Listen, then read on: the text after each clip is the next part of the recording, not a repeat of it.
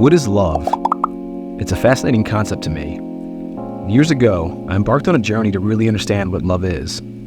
I read through countless books to find the answers. Where does love come from? How do we measure it? Does it always exist, or does it fade over time? What about the idea of the one?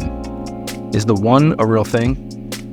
People always talk about love as if it's some magical force that pulls people together, like a spell cast by Cupid himself to bind two people together, for better or for worse. I often hear guys reminisce about being heartbroken. They'd say something like, "I thought she loved me, but then she did A, B, and C."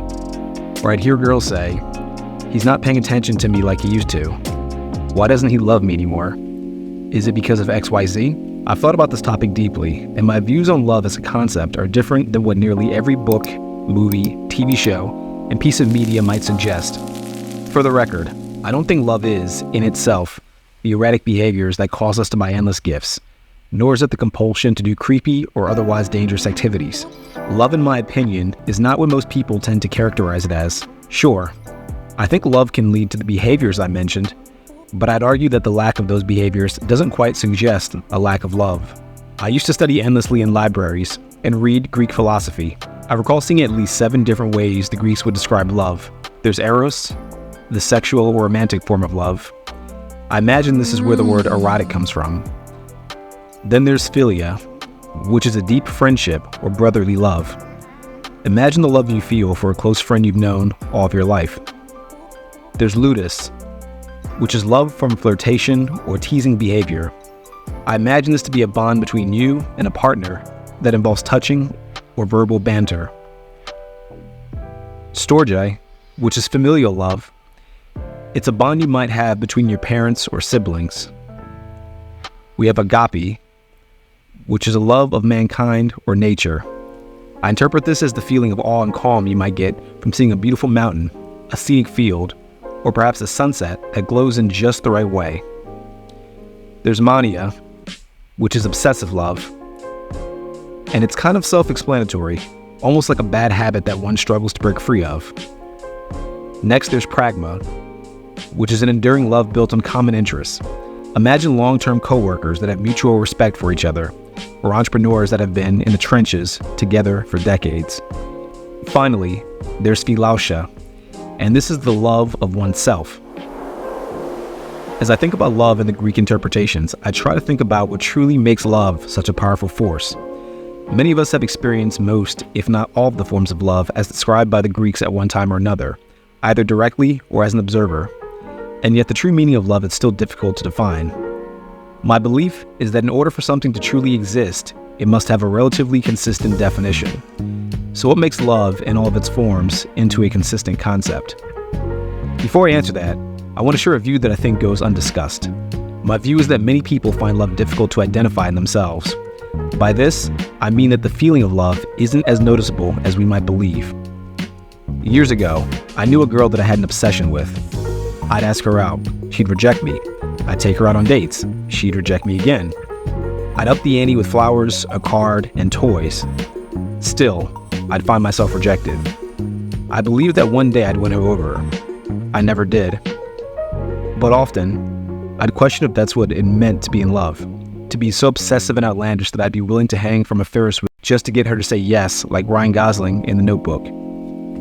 Eventually I learned, no, that wasn't love. At best, that was lust. I found her attractive, and a mix of ego and sexual interest compelled me to do risky behavior. But I was lacking a single element that I'll share in just a moment that prevented my desires from adequately being considered love. Love can be faked. Love can be imitated. Simply take a look at a girl on OnlyFans faking her intimacy for men. It's transactional. The OnlyFans girl doesn't particularly admire, respect, or value her patrons, and yet many will donate to her with the belief that she loves them or could one day notice them. Again, there's something missing in the formula that prevents love from existing here too.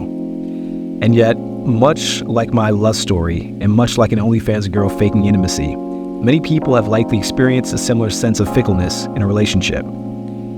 A guy saying nice things to you and expressing that you're his perfect type, but then vanishing without a trace. A girl spending a lot of her time with you, only to display a different attitude, vulnerability, and warmness toward another man that you might not have ever received yourself, as if it was one-sided. What I'm going to share might sound grim, it might be unpopular, but when it comes to love, I think it first and foremost should be utilitarian. It should be practical. It should serve a goal. No, I don't think you should manipulate people into believing you love them or try to persuade them into loving you. But I think one of the truest forms of love involves people working together to achieve a common goal. Traditionally, this could have been a relationship or wedding, to trade or share resources, raise children together, or due to political reasons. No, it's not the gushy and romantic type of love that Hollywood sells us. But arguably, that type of love is fleeting and exists like a bright light in a dark room. One moment it's there, shining bright as if it'll never go away, and the next moment, it fades away, only to be obscured by the darkness. True love is collaborative. It's a sense of appreciation. And ultimately, what I think the secret sauce is for love is a sense of what I call deep care.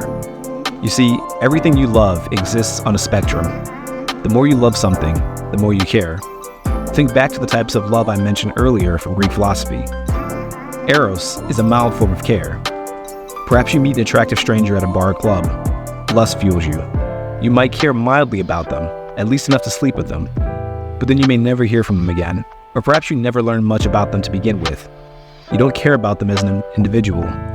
You care a minor degree about the outcome. Once you've slept with them, if they disappeared forever, you likely wouldn't care. Now take storge, the love of family. How much would you care about your family? Probably a lot, I imagine. Finally, imagine a homeless man on the street. He might look filthy and perhaps a bit scary. How much would you do for him? Would you say you love him? Probably not. In other words, you don't particularly care about him that much. Love conceptually is a word to describe how much we care about a person, object, or concept. It's a two-way street. In a sense, it's transactional, as all relationships are, but it's mutually beneficial on a deeper level. You love your mother because she might help you feel a certain way, a way that's uniquely from her. In exchange, you likely help her feel a certain way, a sense of caring and security that only you can fulfill. This same feeling, or at least a similar feeling, might apply to a girlfriend or boyfriend. You care deeply about him or her, and that's why you love them. Take a couple falling apart, though. They tend to do less for each other. They're not as concerned for each other. In other words, the degree to which they love each other has decreased.